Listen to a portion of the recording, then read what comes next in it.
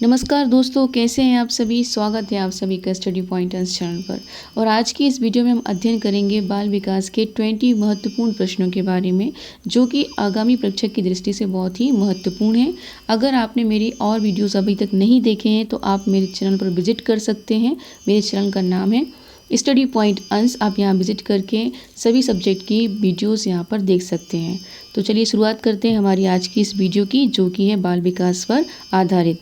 पहला यहाँ पे प्रश्न दिया गया है कि मीडिया का एक उदाहरण जो अधिगमकर्ता का प्रत्यक्ष प्रस्तुतिकरण के द्वारा अधिगम में सहायक होता है, वो क्या है। यहाँ पे बताना है आपको कि मीडिया का एक उदाहरण जो अधिगमकर्ता का प्रत्यक्ष प्रस्तुतिकरण के द्वारा अधिगम में सहायक होता है, उसे क्या कहते हैं। उसे शैक्षिक प्रसारण कहते हैं, दूसरा है ओवरहेड प्रोजेक्टर कहते हैं, तीसरा शैक्षिक टेलीविज़न या चौथा टेलीफोन। तो तीसरा जो है इसका सही आंसर है शैक्षिक टेलीविज़न, इसका सही आंसर है। ठीक है, नेक्स्ट है हमारा सेकंड क्वेश्चन। श्याम पट्ट पर लिखते समय सबसे महत्वपूर्ण क्या है। श्याम पट्ट पर जब आप लिखते हैं तो सबसे महत्वपूर्ण क्या है, आप किस चीज़ पर ध्यान देते हैं। लेखन में स्पष्टता या अच्छी लिखावट या बड़े अक्षरों में लिखना या छोटे अक्षरों में लिखना। तो इसका सही आंसर जो है वो है अच्छी लिखावट। अगर अच्छी लिखावट होगी तो बच्चे ब्लैक बोर्ड पर देखकर अट्रैक्टिव होंगे और ध्यानपूर्वक लिखेंगे भी। थर्ड नंबर का जो क्वेश्चन है वो ये है कि निम्न में से कौन सी सहायक सामग्री सूचनाओं के विश्लेषण एवं तुलना में सहायक है। आपको बताना है कि निम्न में से कौन सी सहायक सामग्री है जो सूचनाओं के विश्लेषण एवं तुलना में सहायक होती है। तो यहाँ पे दिया है ग्राफ, दिया है चित्र, दिया है रेखा चित्र, दिया है मानचित्र दिया है। तो इसका सही आंसर है ग्राफ। ठीक है, ग्राफ जो है वो एक ऐसी सहायक सामग्री है जो विश्लेषण, सूचनाओं का विश्लेषण जो है बहुत ही ईजी तरीके से और तुलना करने में बहुत ही सहायक होता है। ठीक है, चौथा नंबर जो क्वेश्चन है, फोर्थ क्वेश्चन जो है वो हमारा क्या है कि अधिगम की प्रयत्न और भूल विधि में सबसे अधिक महत्वपूर्ण कारक कौन सा है। अधिगम की प्रयत्न और भूल विधि में सबसे अधिक महत्वपूर्ण कारक कौन सा है। लक्ष्य, अभ्यास, क्रिया, प्रेरणा, कौन सा है। तो आपको बताना है इसका सही आंसर। प्रश्न 4 का जो सही आंसर है वो है अभ्यास। जितना ज़्यादा अभ्यास करेंगे उतना ज़्यादा आप लर्न करेंगे। ठीक है, अधिगम मतलब लर्न होता है। फिफ्थ नंबर का जो क्वेश्चन है वो ये है, कक्षा शिक्षण में दृश्य सामग्री का प्रयोग करने में आप किस बात का ध्यान रखेंगे। कक्षा शिक्षण में दृश्य सामग्री का प्रयोग करने में आप किस बात का ध्यान रखेंगे। उसे नाटकीय ढंग से प्रस्तुत करेंगे, या वह बच्चों को अज्ञात से ज्ञात की ओर ले जाने वाली हो, या वह पाठ्य विषय के अनुरूप हो, या उसके बारे में बच्चों को पहले से बता देंगे। तो इसका सही आंसर जो है फिफ्थ का वो है ऑप्शन 3, वह पाठ्य विषय के अनुरूप होना चाहिए। क्या क्वेश्चन क्या था कि शिक्षण में दृश्य सामग्री का प्रयोग करने में आप किस बात का ध्यान देंगे। तो दृश्य सामग्री का जब हम उपयोग करेंगे बच्चों को पढ़ाने के लिए, तो हम पाठ्य विषय के अनुरूप उसको देखेंगे कि वह पाठ्य विषय के अनुरूप है या नहीं है। ठीक है, इस बात का हम ध्यान रखेंगे। 6 नंबर का जो क्वेश्चन है वो है कि शिक्षा मनोविज्ञान है क्या। शिक्षा मनोविज्ञान है तो किस चीज़ का। अनुप्रयुक्त विज्ञान है, मानक विज्ञान है, विशुद्ध विज्ञान है, या उपरोक्त में से कोई नहीं। तो इसका जो सही आंसर है 6 का वो है अनुप्रयुक्त विज्ञान है। शिक्षा मनोविज्ञान कैसा है, अनुप्रयुक्त विज्ञान है। ठीक है, नेक्स्ट है हमारा शिक्षा मनोविज्ञान संबंधित है किससे।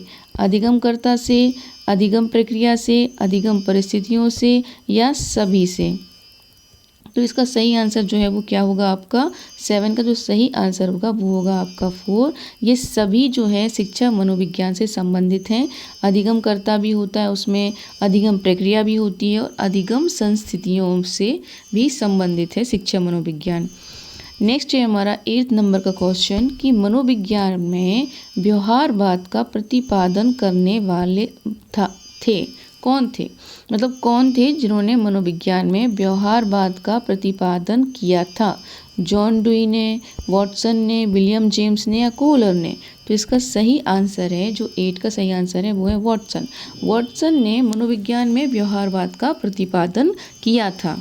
ठीक ठीक है। नेक्स्ट है हमारा 9th नंबर का क्वेश्चन, मनोविश्लेषण का प्रतिपादन किसने किया? मनोविश्लेषण का प्रतिपादन किसने किया?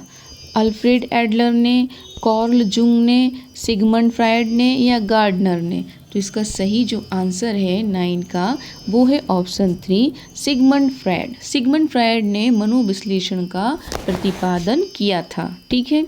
10th नंबर का जो क्वेश्चन है वो ये है कि किसके अनुसार शिक्षा मनोविज्ञान शिक्षा का विज्ञान है? ऐसा किसने कहा है, किस वैज्ञानिक ने कहा है कि शिक्षा जो है वो मनोविज्ञान शिक्षा का मनोविज्ञान है? ठीक है। शिक्षा मनोविज्ञान जो है वो शिक्षा का विज्ञान है, ऐसा किसने कहा है? स्किनर ने कहा है कि पिल्सबर्ग ने कहा है या ब्रूनर ने या पील ने? तो इसका सही आंसर जो है 10 का वो है पील। पील जो मनोवैज्ञानिक है उन्होंने ऐसा कहा है कि शिक्षा मनोविज्ञान शिक्षा का विज्ञान है। ठीक है।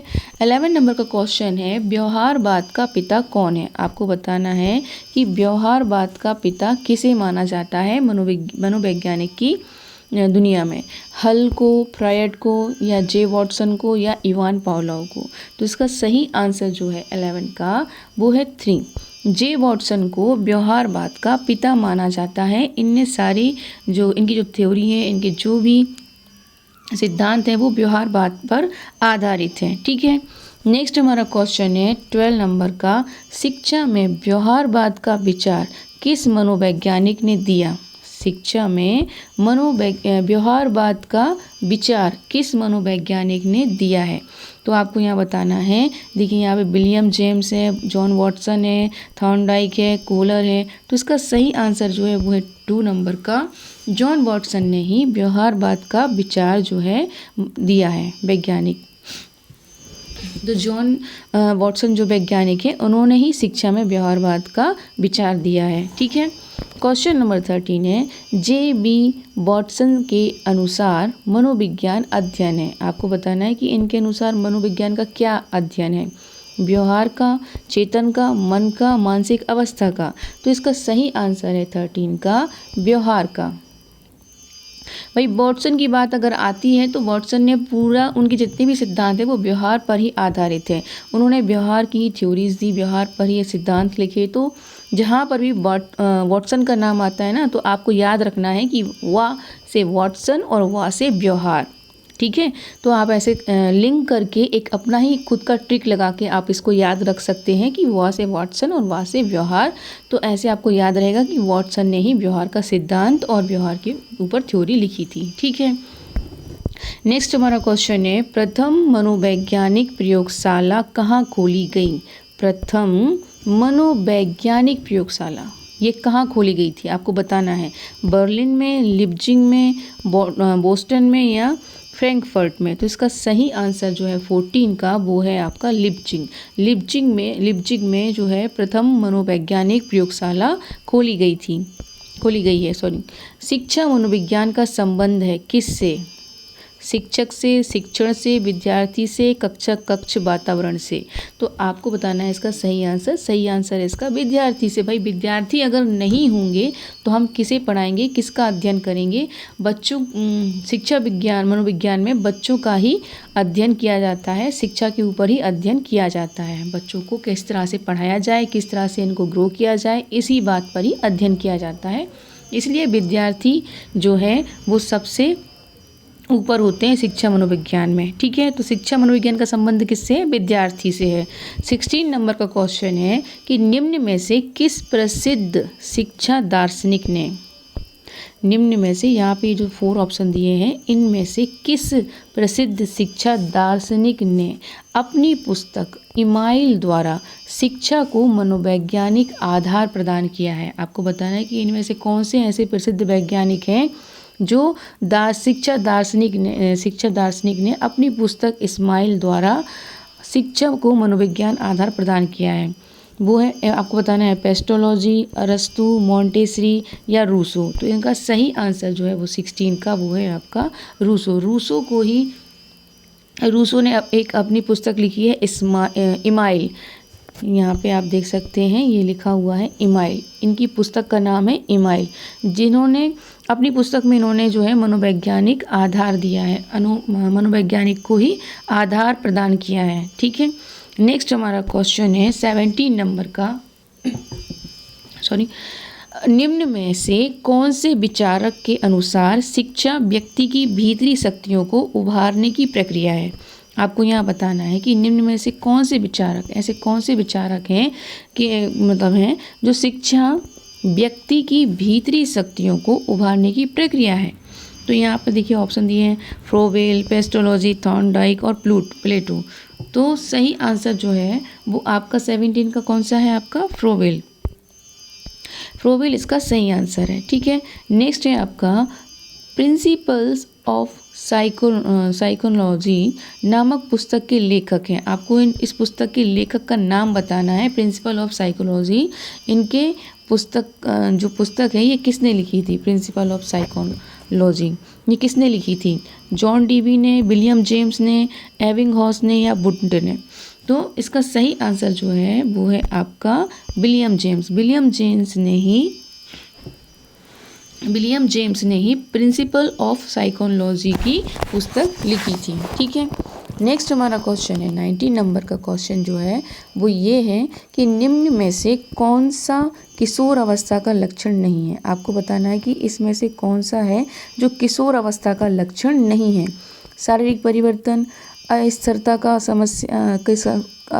की समस्या, संवेगात्मक समस्याएं या व्यवहार में स्थिरता। तो इसका जो सही आंसर है 19 का वो है आपका व्यवहार में स्थिरता। भाई व्यवहार में स्थिरता तो कभी नहीं होती है बच्चों में, बच्चे हमेशा अपना व्यवहार जो है उनका आगे पीछे होता रहता है, बदलते रहते हैं। ठीक है, नेक्स्ट एंड लास्ट हमारा क्वेश्चन है, निम्न में से कौन सा अमूर्त स्थायी भाव है। आपको अमूर्त स्थायी भाव के बारे में बताना है। यहाँ पे ऑप्शन दिया है आदर, निवास स्थान, पशु, क्रोध। तो इसका सही आंसर जो है वो है आदर।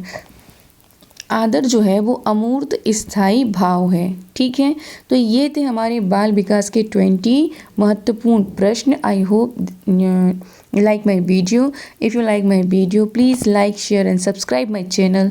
आज के लिए बस इतना ही। Thank you, bye.